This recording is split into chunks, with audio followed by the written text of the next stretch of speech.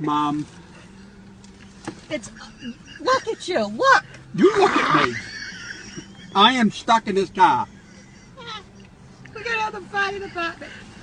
Sit back, sit back. Mom, what do you think I'm doing? Laying down? You gotta sit back.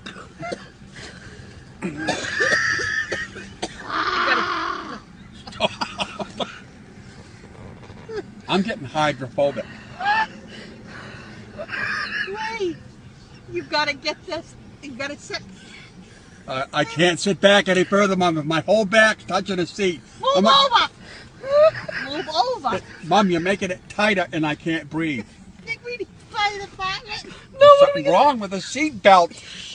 It's stopping the circulation. You gotta calm down. We Look. gotta get through. Oh. God, I don't. You put me in here. Wait. I gotta get under control. You put me in here. You gotta get your arm underneath it. I don't know how. It's gonna I have to be can't do cut. that, Mom. Mom, look. How do I get an arm in there, Kelly? I am never. Without the vehicles. Wait, I can't breathe or anything. What we gotta do is just gotta relax. I'm calm. Can you push his belly out of it? I don't know.